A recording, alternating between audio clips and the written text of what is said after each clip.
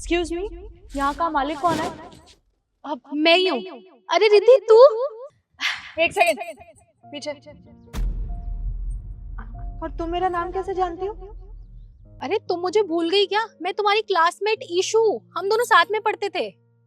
ईशू, तुम यहाँ क्या कर रही हो? वो भी एक गाय भैंसों के बीच में। अरे रिद्धि मैं यहीं रहती हूँ। वो क्या है ना, मेरी शादी यहीं पे हुई है, तो बस मैं अपने हस्बैंड और अपने सास ससुर के साथ यहीं रहती हूँ। तुम बताओ ना, तुम्हारा कैसे आना हुआ यहाँ पे? मैं तो यहाँ पे घर के लिए दूध लगवाने आई थी, पर मुझे नहीं पता था कि मुझे यहाँ से सरप्राइज मिल जाएगा। बाय द वे, तुम स्कूल में तो बहुत बड़ी बड़ी बातें करती थी कि मैं ये करूंगी, मैं बहुत बड़ी आदमी बनूंगी। ऐसे बनोगी क्या तुम बड़ी आदमी, ये गाय भैंसों का गोबर उठाते हुए? रिद्धि तू ये सब छोड़ और बता, बाकी के दोस्तों से मिली? कैसे हैं वो लोग? तू ये सब छोड़, तू अपनी बता ना। तेरी हालत देख के लग रहा है कि तेरी हालत तो बहुत खराब है।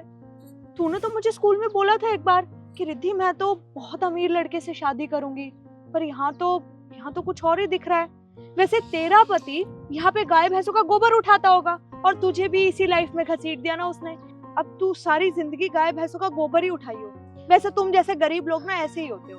अब पूरी जिंदगी तेरी ये गाय भैंसों के बीच में निकल जाएगी। वैसे भी तेरे से होना तो कुछ है नहीं।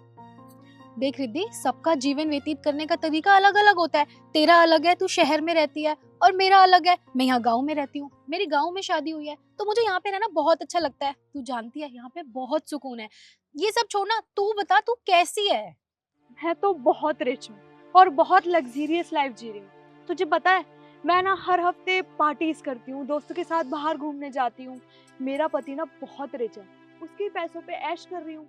अब तू देख, तेरी हालत तो बहुत ज्यादा खराब लग रही है इशू। वैसे मेरे पास ना तेरे लिए एक ऑफर है। मेरे हस्बैंड का ना दोस्त है, वो कुंवारा है, उसकी शादी नहीं हुई है। मैं तेरी ना उससे शादी करा देती हूँ। वो ड्राइवर की नौकरी करता है, तेरे पति से तो ज्यादा ही कमा लेता होगा। देख, इससे अच्छा ऑफर तेरे को नहीं मिलेगा, उससे शादी कर ले। इनफ रिद्धि। अरे तुम्हें शर्म नहीं आती? एक शादीशुदा औरत को तुम ये कह रही हो कि तुम अपने पति को छोड़ दो और किसी दूसरे लड़के से शादी कर लूं? पर क्यों? मैंने तुझे बताया ना कि मैं यहाँ अपने पति के साथ रह के बहुत खुश हूँ। वो मुझसे बहुत प्यार करते हैं, मेरी बहुत रिस्पेक्ट करते हैं। लेकिन तुझे मेरी बात समझ में ही नहीं आ रही। देख इशू, लाइफ में ना प्यार जरूरी नहीं होता, पैसा जरूरी होता है। पैसा है तो रिश्ते हैं, और पैसा है तो प्यार है, वरना कुछ नहीं है। और तू देख, तेरी तो जिंदगी खराब कर दी तेरे पति ने। और तू एक बात बता, तूने शादी के लिए हाँ भी कैसे कर दिया ऐसे गरीब इंसान को? रिद्धि, मैं समझती हूँ कि जीवन जीने के लिए ना पैसों की बहुत जरूरत होती है, लेकिन अगर जहाँ प्यार ना हो वहाँ हम पैसों का भी क्या करेंगे? तो देख, तू मुझसे ऐसी बातें मत कर। तू मुझसे मिलने आई है, हम मिलते हैं। ओ हेलो, तेरी ना फालतू की बकवास सुनने मैं यहाँ पे नहीं आई हूँ, समझी? अरे यीशु, दूध का टाइम हो रहा, बछड़े को खोल दो। हाँ हाँ, मैं वो खोल दूंगी, आप इससे मिलिए। ये रिद्धि, मैं बताती थी ना, मेरी शहर की फ्रेंड। नमस्ते जी। हाँ हाँ ठीक है। आप रुकिए, मैं चेयर लेके आता हूँ। कोई जरूरत नहीं है, मुझे नहीं बैठना तुम्हारी गंदी चेयर पे। अच्छा तो ठीक है, मैं पानी लेके आता हूँ। अच्छा, पानी लेके आते हो? तुम्हें क्या लगता है कि तुम्हारे यहाँ का गंदा पानी पीऊंगी मैं? हाँ, मैं ना फिल्टर का पानी पीती हूँ जो मेरी गाड़ी में रखा। और हाँ इशू, तुझे एक बात तो मैं बताना ही भूल गई। तुझे पता है, मेरे पास इतनी बड़ी गाड़ी है, वो भी मेरे हस्बैंड ने मुझे गिफ्ट की है। तेरे हस्बैंड ने तुझे क्या गिफ्ट किया है? गाय भैंसे। वैसे एक बात बोलूं, तेरी पसंद ना बहुत घटिया है। मेरे यहाँ जो कूड़ा उठाने वाला आता है ना, वो भी तेरे हस्बैंड से बहुत सुंदर है। और तुझे एक बात बताऊं, मुझे अच्छे से पता था कि तेरी पसंद ऐसी है, पर इतनी गिरी हुई होगी ये नहीं पता था।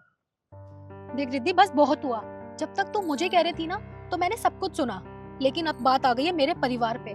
अरे मैं तुझे बहुत अच्छे से जानती हूँ, तेरा नेचर ही ऐसा है। तुझे लोगों को परेशान करने में मजा आता है, उनका मजाक उड़ाने में बहुत मजा आता है। लेकिन तूने कभी उन लोगों के बारे में नहीं सोचा कि जिनका तू मजाक उड़ाती है उनको कैसा लगता होगा, उनको कितना बुरा फील होता होगा। लेकिन नहीं, लेकिन बात अब मेरे पति और मेरी फैमिली की है। अगर तूने इनके बारे में कुछ भी बोला तो मैं भूल जाऊंगी कि तू मेरी दोस्त है। और क्या बात करी थी तू बिजनेस की? ये हमारा बिजनेस ही है। तू जानती क्या है हमारे बिजनेस के बारे में? गाय भैंसों की सेवा करना, उनका पालन पोषण करना, ये भी एक बिजनेस ही होता है। और तू बहुत बोल रही थी तेरा पति बहुत रिच है। अब कितना कमा लेता है वैसे वो महीने का? मेरा पति ना पूरे 1 लाख रुपए कमाता है, वो भी 1 महीने का। तेरे पति जैसा नहीं है फटीचर। अच्छा, पूरा 1 लाख रुपए? तुम जानती हो कि हम कितना कमाते हैं? ये जो गाय भैंसे तुम देख रही हो ना, उनका दूध निकाल के हम मार्केट में बेचते हैं और एक दिन के हम 30-40 हजार रुपए कमा लेते हैं। तो तुम सोच लो कि महीने में हम कितने रुपए कमा लेते होंगे। और क्या कह रही थी तुम, ये गोबर उठाती हूँ मैं, तुम्हें इससे बड़ी घिन आ रही थी। तुम जानती हो इस गोबर से उपले बनते हैं और वो अगरबत्ती बनती है जो तुम लोग मंदिरों में यूज करते हो, वो बाहर हम सेल करके ना उससे भी हम बहुत सारे पैसे कमा लेते हैं। और तुम बात करी थी कि तुम बहुत रिच हो। अरे तुम जानती हो तुम्हारा लाइफस्टाइल होगा बहुत अमीरों वाला, लेकिन यहाँ पर भी कोई कम नहीं है।